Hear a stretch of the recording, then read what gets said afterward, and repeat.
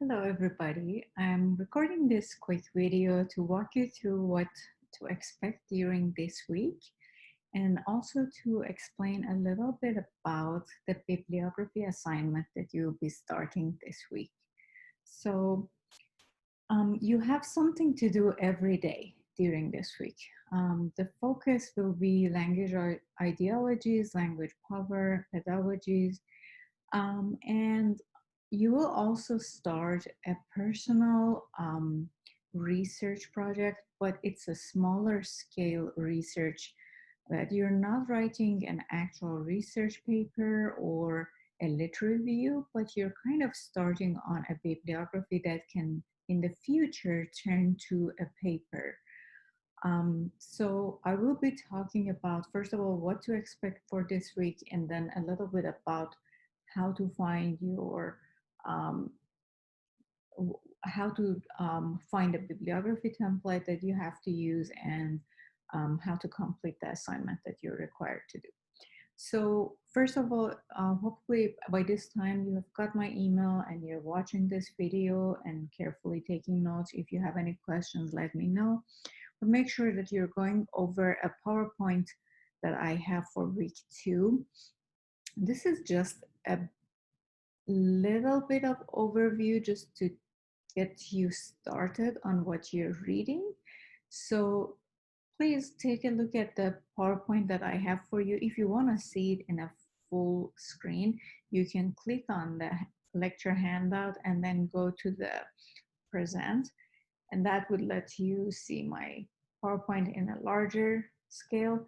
So it is some of the basic information that is very important, and then some TED Talk videos and some other videos that would help you understand some of the um, matters that were discussed in chapter 1, 2, and 3.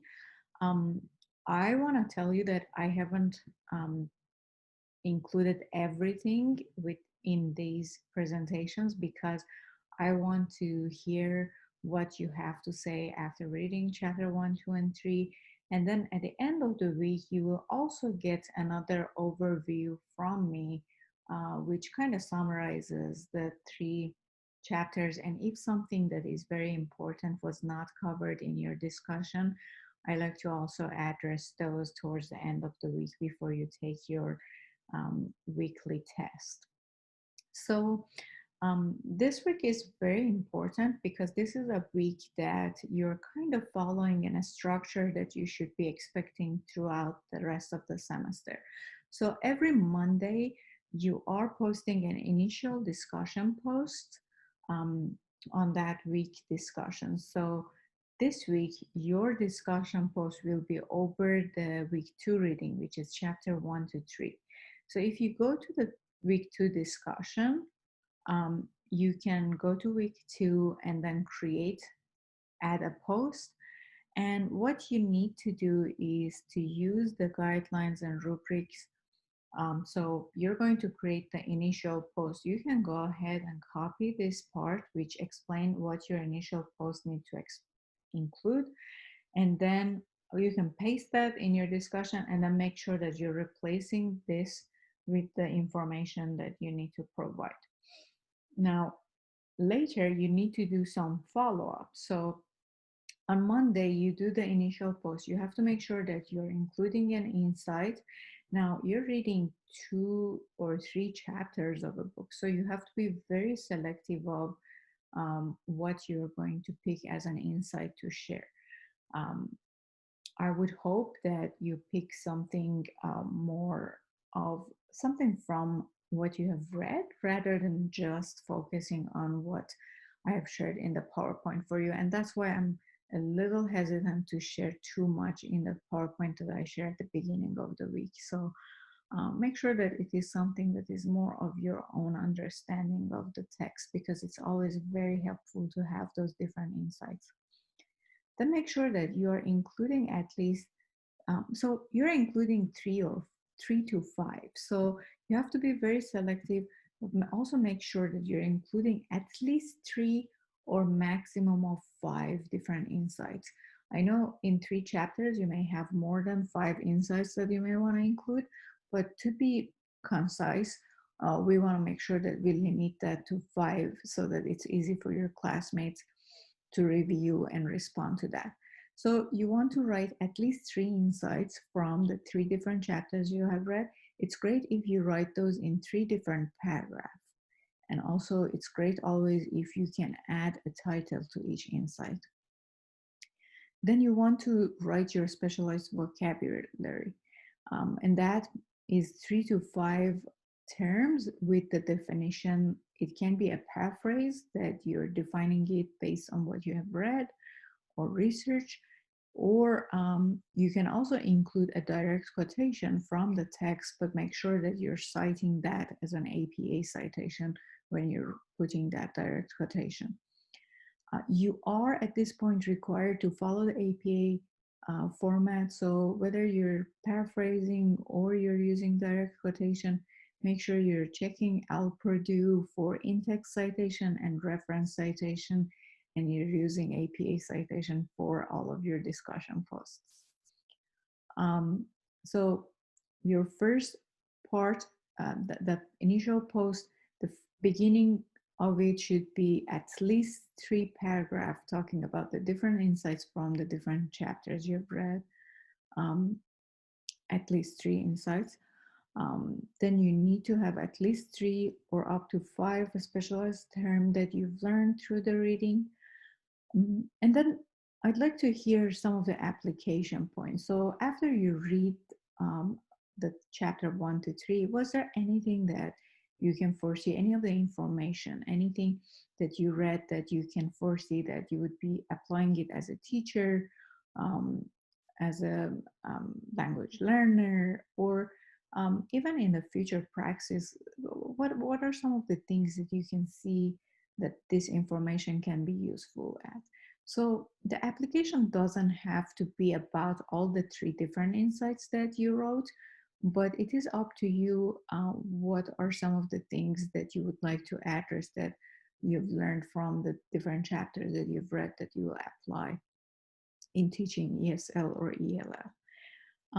Then you want to write at least one additional question. You do want to use some guidelines that is included for you, but I do want to make sure that you are including a question that help also the discussion, that is helpful for back and forth conversation with your classmates. Also, when you go to do the follow-up discussion, which is due on Wednesday, make sure that you're thinking about the question that your classmate is raising.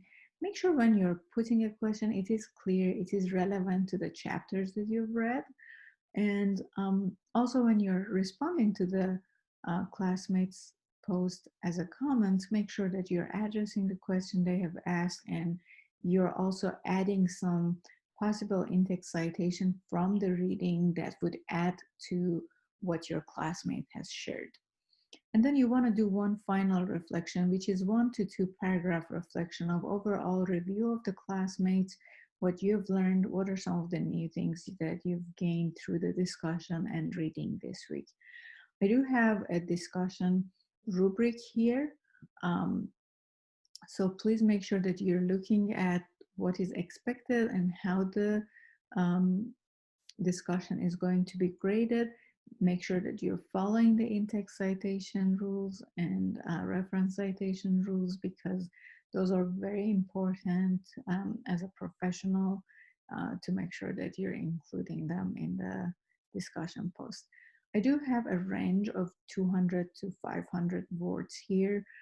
Usually that's not the range that students are writing. A lot of time it goes beyond that, but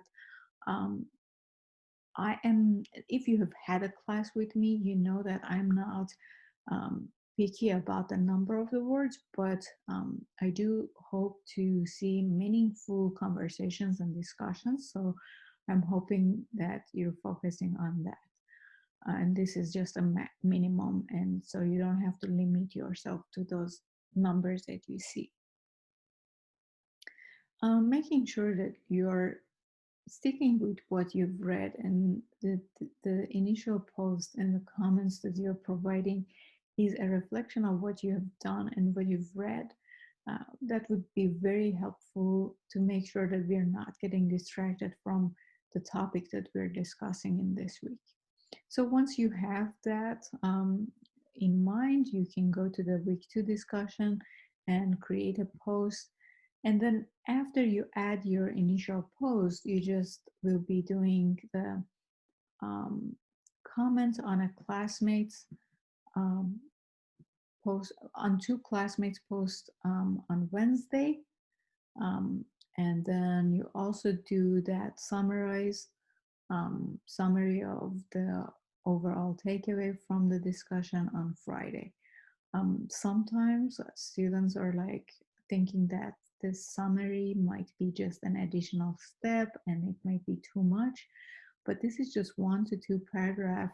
And I think it is just very important to wrap up all of those different discussions in a meaningful way. So I hope you use that as a reflection of what you learned and what you are taking away. So try to make that as meaningful as possible. It's only 1 to 2 paragraph. Um, so Monday, Wednesday, Friday, you know that you will have some form of discussion activities to do, and being mindful of the time is going to help so much to have more meaningful discussions. If you post on time, then your classmates will be able to get the comments done in a timely manner, and more people would be able to read more discussion posts. So make sure that you're following the due dates and timelines. All the due dates are going to be kind of the same. So we're going to keep Monday, Wednesday, Fridays for due dates for the different portions of the discussion. And then another activity that you're going to work on this week is, which you're starting and you're basically using what you're doing from now to the end of the semester, is to create a bibliography of a research. So you're going to pick a topic to research about, and that topic needs to be relevant to um, the ESL learning, and preferably bilingualism, or um, teaching or learning a second or foreign language, or any topic that you can foresee being interested in ESL. Now, this is not a complete research, and the reason for that is many of you may not have picked a specific topic to research on. So you won't be locked into one topic for your research, but some of the topics that you may want to consider looking into is some of the technology used to teach English as a foreign language, the different methods used or methodologies used for teaching English as a foreign language in different contexts. So if it is EFL or ESL, English as a foreign or English as a second language. So the different methods used might be different. The level of students might be different. The age of the students might be different or influential on the way that they're learning a language. The other topic that you might be interested to take a look into is the different abilities that students have and how it may influence their learning of a second language. So if you have a special ed student in your classroom who is also an ESL student, how would you separate those specific needs that that student have because of their special ed requirements versus the ESL needs that they may have? So there are some good articles out there about these different topics. So if there are other topics that you're interested to look into, it's totally fine.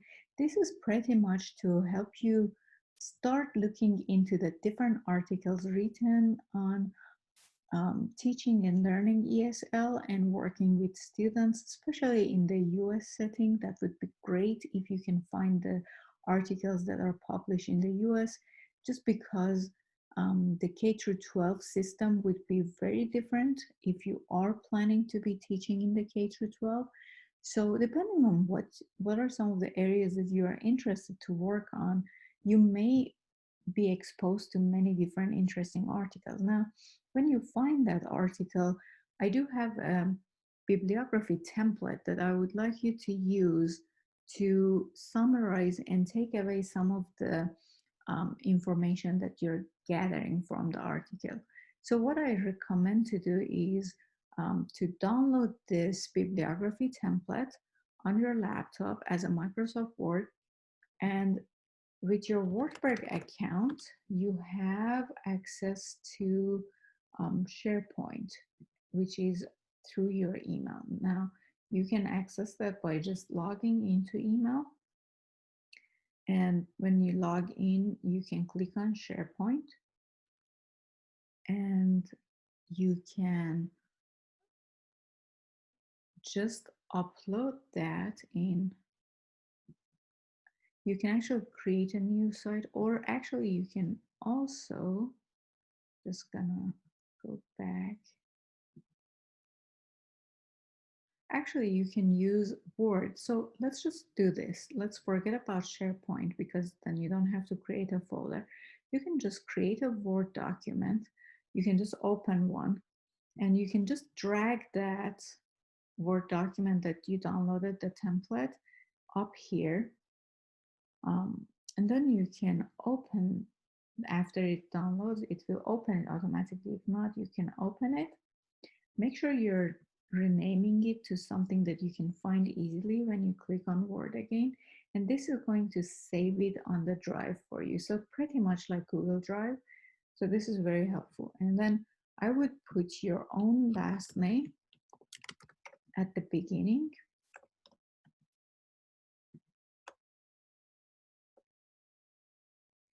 And I would make it running bibliography.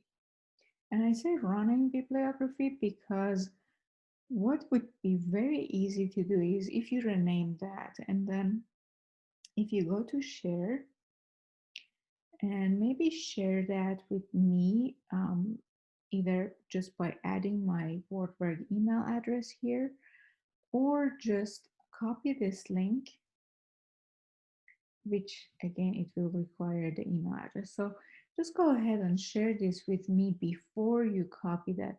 Make sure you're sharing this with me with an email, but then also copy the link and then go back to my Wordberg.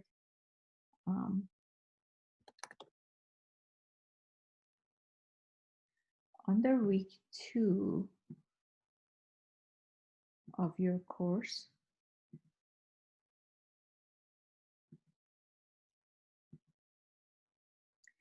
all the way at the bottom, you see that I have shared the SharePoint bibliography link here. You don't have to worry about SharePoint because this is a Word document that you have, but click on that. And instead of posting an actual post here, just click on add post and just paste that link, which here it didn't copy because I didn't add my email, but copy that link and put that here and put link to the running bibliography. So put that link here and hit submit. And that would be helpful because then I can click on your link and view as you're adding to your bibliography. So you can use your bibliography as a running record to add the different articles. You will be working on finding 6 different articles and summarizing them during this semester. So you can actually, in the template, I have only 4 articles. You can actually copy that and add more. If you find that this structure that I have here is messing up as you're copying it in your Word on the SharePoint or on my Wordberg, you can feel free to create your own Word and insert a new table. This is just to keep it organized and making sure that you're including all the information that I would like you to include. So For every article, you want to make sure that you're including the article APA citation for reference, a link preferably to the direct article, name of the author or authors, comma, and the year that the article was published. This has to be a peer-reviewed article, so when you're doing a search, make sure that it is peer-reviewed. Then you want to write a summary of the article. This may be 2 or 3 paragraphs. You do want to explain how the research was done. Was it review of different literature? Was it a research on a small or big group? Or what kind of information was gathered and how the information was gathered? And then some overview of what was the conclusion or takeaway from the research. It's also great if you can include 3 to 4 quotations from the article. So include a direct quotation and preferably also add a description of what that quotation meant to you when you read it in the article. Because when I go and read this quotation, when I'm not in the context of the article, it may not make so much sense to me. So it's always good to paraphrase that quotation that you have, and then also make sure that you're including that direct quotation APA citation, which is last name of the author, comma, year that the article was published, comma, and then the page number of where you got that quotation. So this is very helpful because then you can use this for your final paper that you're writing, putting all of this information together. Then you don't have to look for that information later. So this bibliography is going to help you gather a lot of good information from each article that you're reading. In every week, you're reading 2 articles. You're submitting one on Tuesday and one on Thursday. Feel free to do that ahead of time. So if you want to complete both of them on Tuesday, it's totally fine. Just make sure that you're following the structure. You're including a summary. You're including at least 3 or 4 quotes from that article that you're reading.